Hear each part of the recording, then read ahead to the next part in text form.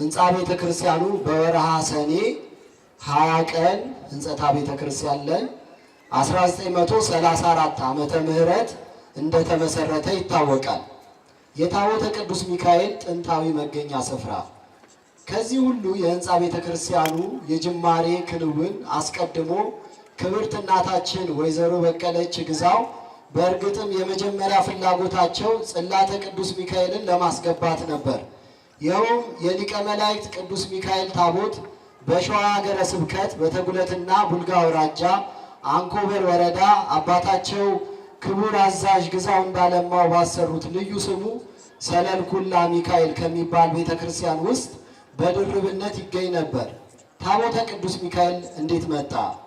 ይህንኑ የቅዱስ ሚካኤል ታቦትን በወይዘሮ በቀለች ግዛው አሳሳቢነት በእግዚአብሔር ፈቃድ በመምሬ ገብረ አማኑኤል ተክለ ሚካኤል የተባለው አባት ከላይ ወደ ተጠቀሰው ደብር እንዲያመጡ ተላኩ።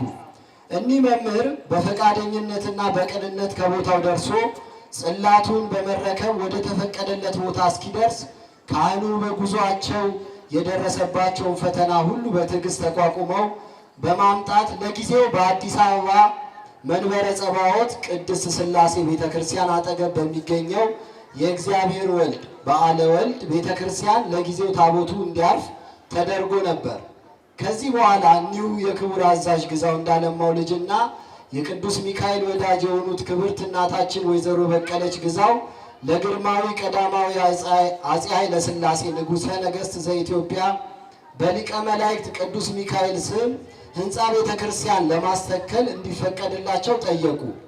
ንጉሠ ነገሥቱም በርዕሰ ከተማዋ አዲስ አበባ ቀዳሚው የካ ደብረ ሳህል ቅዱስ ሚካኤል ስላለ ሁለተኛ የቅዱስ ሚካኤል ቤተ ክርስቲያን ከሚተከል ሌላ ታቦት እንዲተከል አዘዟቸው።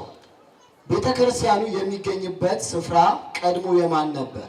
በዚህ መሰረትም በአዲስ አበባ የመጀመሪያውና ብቸኛው የእግዚአብሔር መንፈስ ቅዱስና የሐዋርያት ቤተ ክርስቲያን ሆኖ ህንፃ ቤተ ክርስቲያኑ ቢተከልም ኋላ ግን ክብርት እናታችን ወይዘሮ በቀለች ግዛው አባታቸው ክቡር አዛዥ ግዛው እንዳለማው ባሰሩት ልዩ ስሙ ሰለልኩላ ሚካኤል ከሚባለው ቤተ ክርስቲያን ያስመጡት የቅዱስ ሚካኤል ጽላት እንዲገባ ተደረገ። ከአንድ ዓመት በኋላ እነሆ ክብርት ወይዘሮ በቀለች ግዛው ከአብራካቸው የተከፈለ ልጅ ስላልነበራቸው ልጅን የሚተካ እንዲሁም የሚበልጥ የስም ማስጠሪያ ታሪክን ህየንተ ውሉድ እንዲሆናቸው በቅዱስ ሚካኤል አማላጅነት ይህንን ህንፃ ቤተ ክርስቲያን ፈቀደላቸው። መካንሰ ወለደት ሰባተ መካኒቱ ሰባት ወለደች ተብሎ በቅዱስ መጽሐፍ እንደተጠቀሰው እስከ ዓለም ፍጻሜ ስማቸው ሲጠራበት መልካም ግብራቸው ሲዘከርበት ይኖራል።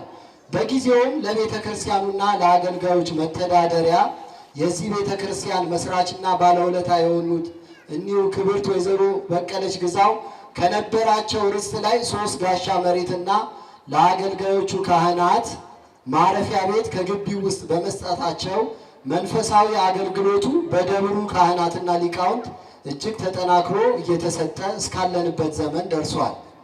ይህንኑ ክብርት እናታችን ወይዘሮ በቀለች ግዛው የአባታቸው ክቡር አዛዥ ግዛው ቦታ ለታቦቱ መገልገያ ቢሰጡ በጊዜው ታቦቱ በመቃኙ ቤቱ ብቻ ተወስኖ መኖሩን ስላልፈቀዱ ይልቁንም እንዲሁ አሳምረው በዘመናዊ ህንፃ ለማሳነጽ ይችሉ ዘንድ ከግርማዊ ቀዳማዊ አፄ ኃይለ ሥላሴ ንጉሠ ነገሥት ዘኢትዮጵያ የገንዘብ ብድር እንዲሰጣቸው ጠይቀው የተፈቀደላቸው ብር ከ8 ብድር ሳይሰጥ ለ10 ዓመት ብድር ሳይሰጥ እናታችን ወይዘሮ በቀለች ግዛው በ1954 ዓመተ ምህረት በወርሃ ጥር ከዚህ ዓለም ድካም አረፉ። በዚህ ምክንያት የታለመለት የህንፃ ቤተ ክርስቲያኑ ስራ ትልምና ሐሳብ ተቋረጠ። ቢሆንም ጊዜ ገቢር ለእግዚአብሔር እንደተባለ ፈቃደ እግዚአብሔር ሆኖ ከሳቸው ዕረፍት 8 ዓመት በኋላ በብፁዕ አቡነ ሉቃስ የአሩሲ ሀገረ ስብከት ሊቀ ጳጳስና የኮሚቴው የበላይ ጠባቂ በመምህር የማነ ብርሃን የደብሩ አስተዳዳሪነት ጠቅላላ ካህናቱና መላው ምዕመናን ተሰበሰቡ። የቤተ ክርስቲያን ህንፃ አሰሪ ኮሚቴ ተቋቋመ። በዚህም መሰረት የህንፃ ኮሚቴው ከተዋቀረ በኋላ ግርማዊ ቀዳማዊ አፄ ኃይለ ሥላሴ ንጉሠ ነገሥት ዘኢትዮጵያ ታኅሳስ 14 ቀን 1962 ዓመተ ምህረት የመሰረት ድንጋይ አኑረው የቤተ ክርስቲያኑ ህንፃ ስራ ተጀመረ። የህንፃው የበላይ ጠባቂ ብፁዕ አቡነ ሉቃስ ከስራ ሚኒስትሩ ከክቡር ሳህለ ጋር ህንፃው ጥራትና ደረጃውን ጠብቆ በአጭር ጊዜ ውስጥ እንዲጠናቀቅ ጥረቱ ቀጠለ። የስራ ሂደቱንም በማፋጠን አጠቃላይ የህንፃ ቤተ ክርስቲያኑ ስራ በዘመኑ ብር 176100 ብር ከ78 ሳንቲም ጨርሶ ሚያዝያ 29 1964 ከሁለት ዓመት በኋላ ማለት ነው። አሁን ካለንበት ከ54 ዓመት በፊት ታቦተ ሕጉ ከመቃኞ ወጥቶ አሁን ወዳለበት አዲሱ ህንፃ ቤተ ክርስቲያን እንዲገባ ተደርጓል። የደብሩ ስያሜን ስለምን ጽርሐ ጽዮን ተባለ? ህንፃ ቤተ ክርስቲያኑ የመጀመሪያ ጊዜ በቅዱሳን ሐዋርያትና በእግዚአብሔር መንፈስ ቅዱስ የተተከለ መሆኑን አስተውለናል። እንደሚታወቀው ቅዱሳን ሐዋርያት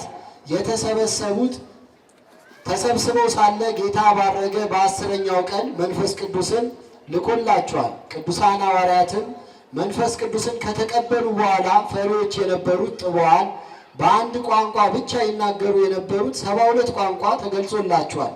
ይኖሩበት የነበረ የቅዱስ ማርቆስ እናት ቤት ጽርሐ ጽዮን ትባል ነበር። ይህችም የመጀመሪያዋ ቤተ ክርስቲያን ሆና ተሰይማለች። ይህ ታላቅና ጥንታዊ ታሪክ ያለው ደብርም ሲተከል መጀመሪያ በሐዋርያት እና በእግዚአብሔር መንፈስ ቅዱስ ስም በመሆኑ ጽርሐ ጽዮን የሚለውን ስያሜ አግኝቷል። ደብሩ ጎላ ሚካኤል ተብሎ የሚጠራበት ምክንያት አስተውሉ ክርስቲያኖች። ቀደም ሲል አካባቢው ጎላ ሰፈር እየተባለ ይጠራ እንደነበር ይታወቃል። አንዳንድ የታሪክ መዛግብትም ጠቅሰው የነባር ታሪክ ማስረጃ የሆኑ አዋቂዎችና አረጋውያን አበው ዛሬም ሕያው ምስክርነታቸውን እየሰጡ ይገኛል።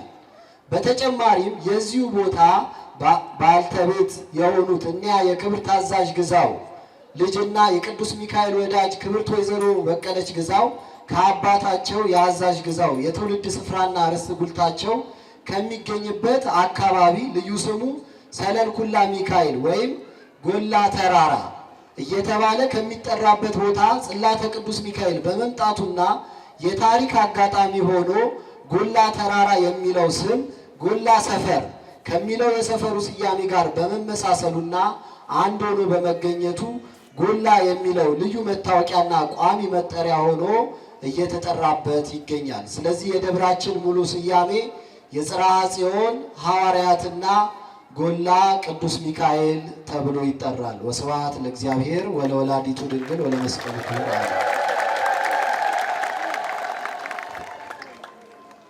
እግዚአብሔር ይስጥልን። እናመሰግናለን መምህር ዳዊትን። ወደ ደብራችን ሰንበት ትምህርት ቤት ነው የምንሄደው።